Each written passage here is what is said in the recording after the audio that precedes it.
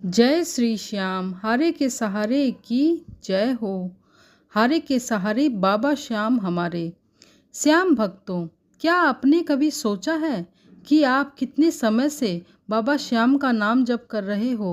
शायद कुछ सालों से, कुछ महीनों से, या फिर शायद कुछ दिनों से। पूरे विश्वास के साथ आप बाबा श्याम का नाम जप कर रहे हो, घंटों भक्ति कर रहे हो, घंटों पूजा पाठ कर रहे हो, लेकिन फिर भी आपके जीवन में वो शांति, वो सुकून और वो परिवर्तन नज़र नहीं आ रहा है। आपकी भक्ति का फल आपको क्यों नहीं मिल रहा है? और तब आपको एक शंका होती है कि हमारी पूजा पाठ में कहीं कोई कमी तो नहीं, हमारी भक्ति में कोई कमी तो नहीं। यही सोचकर आप और ज़्यादा पूजा पाठ करने लगते हैं, और ज़्यादा मंत्र जाप करने लगते हैं। घंटों घंटों, दिन और रात में 1000 मालाओं तक भी पहुंच जाते हैं, लेकिन फिर भी परिणाम कुछ खास नहीं निकलता है। श्याम भक्तों, आज मैं आपको कोई मंत्र सिखाने नहीं आई हूँ और ना ही कोई उपाय बताने आई हूँ। आज मैं आपको एक ऐसी बात बताने वाली हूँ, एक ऐसा रहस्य उजागर करूँगी जो हमारे शास्त्रों में सदियों से बताया गया है, जिसे साधु महात्मा जानते हैं, लेकिन साधारण व्यक्ति उनकी आँखों से वह ओझल हो गया है, हमेशा ही छूट जाता है। यह वही कड़वा सत्य है जिसके बिना आप करोड़ों बार भी नाम जाप कर लो, लेकिन उसका पूरा फल आपको कभी नहीं मिलेगा।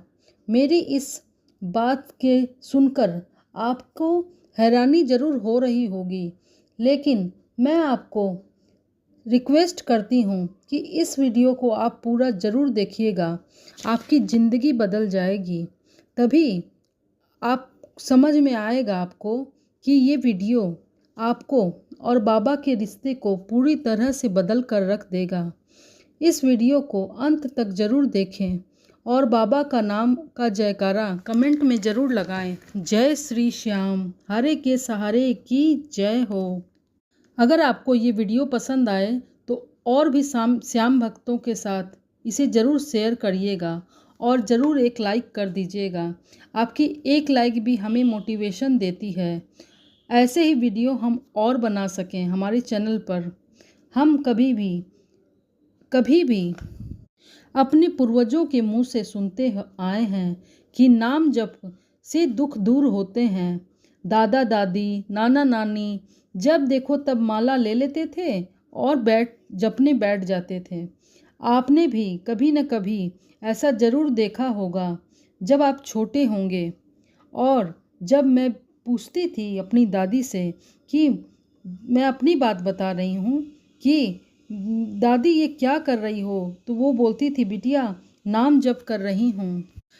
शायद आपने भी बचपन में ऐसा ज़रूर सुना होगा, बड़े बुजुर्गों को माला फेरते देखा होगा, नाम जप करते हुए भी देखा होगा। नाम जप करने से मन शांत होता है, दुख दूर होते हैं और अंत में मोक्ष की प्राप्ति हो जाती है। और ये सच भी है, खासकर कलयुग में तो नाम जप को ही सरल और शक्तिशाली उपाय बताया गया है। शास्त्रों में भी लिखा है, कलयुग सिर्फ नाम आधारा, नाम सिमर दुख दूर हो सारा। नाम जप से हर मुसीबत से छुटकारा मिलता है। इसी विश्वास से हम किसी भी देवता का नाम, चाहे राम हो, कृष्ण हो, शिव हो, हनुमान हो, राधा हो या फिर हमारे बाबा श्याम हो, जब भी मन अशांत होता है हम मौन रहकर नाम जप करने में लग जाते हैं। शुरू में बहुत उम्मीदें होती हैं, चाहे कोई भी मुसीबत हो, हम नाम जपना शुरू कर दिया है, अब तो भगवान हमें संभाल ही लेंगे। घर में यदि कलह हो रही होती है तो हम सोचते हैं महामृत्युंजय का जाप करा लेते हैं, सब ठीक हो जाएगा। किसी की शादी होती है तो घर में जोत कीर्तन करवाते हैं, सोचते हैं सब कुछ अच्छा हो जाएगा। शुरू में हमें नाम जप करने में भी उत्साह महसूस होता है, हमें उम्मीदें होती है कि हम ये करेंगे तो बाबा हमारी ज़रूर सुनेंगे, या फिर जो भी भगवान की हम नाम जप करते हैं वो हमारी ज़रूर सुनेंगे। कभी कभी छोटी मोटी राहत ज़रूर दिखती है, पर वो अस्थाई नहीं होती है। जैसे दवा की गोली थोड़ी देर में आराम हो दो देती है, लेकिन असली बीमारी तो वैसी की वैसी रह जाती है। काफ़ी लोगों को तो कोई परिणाम भी देखने को नहीं मिलता है। तब मन में एक प्रश्न उठता है, क्या भगवान सच में मेरी सुनते हैं, या फिर भगवान हमारी प्रार्थना कभी नहीं सुन रहे हैं। और वही गलती होती है हमारी, हम अपनी भक्ति पर ही संदेह करने लगते हैं और सोचते हैं शायद मैंने कम माला का जाप किया होगा, थोड़ी पूजा कम की होगी। हम और पूजा पाठ करने में लग जाते हैं और बाहरी दिखावे में लग जाते हैं। मंदिर जाना, खूब दान धर्म करना, दान दक्षिणा देना, ये सब चकाचौंध में हम बहुत ही खास बात को भूल जाते हैं। एक बहुत ही खास बात है जिसके बिना यह सब अधूरा है, यह जिसके बिना हम उसकी कल्पना भी नहीं कर सकते हैं कि एक किसान बाजार से सबसे अच्छा किस्म का बीज लेके आता है, लेकिन अगर वो बंजर ज़मीन पर बो देता है तो क्या वो बीज उगेगा? नहीं उगेगा। जब तक भूमि उपजाऊ नहीं होती है उसमें फसल नहीं लग सकती है। ठीक उसी तरह हमारे मन के साथ भी होता है।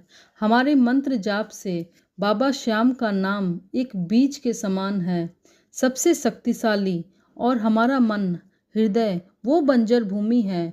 हमारा मन यदि साफ नहीं है, हमारा हृदय कठोर है, मन में बहुत सारा विकार भरा है, लाख नाम जप कर लो फिर भी वो बीज अंकुरित नहीं होगा।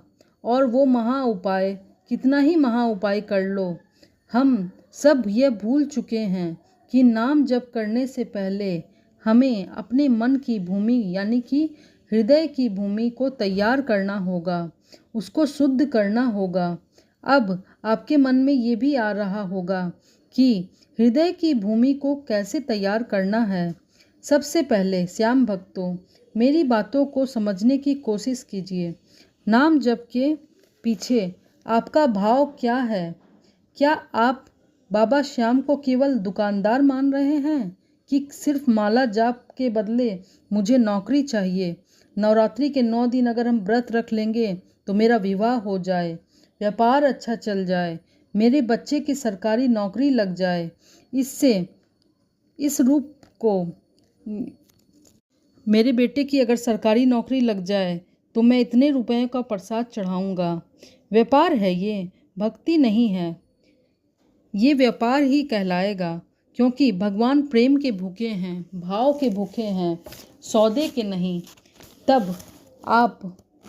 जब आप भगवान का धन्यवाद देते हैं, कृतज्ञता प्रकट करते हैं और निष्काम रूप से भावपूर्ण उनका नाम जप करेंगे, तब आपकी पुकार बाबा तक पहुँचेगी।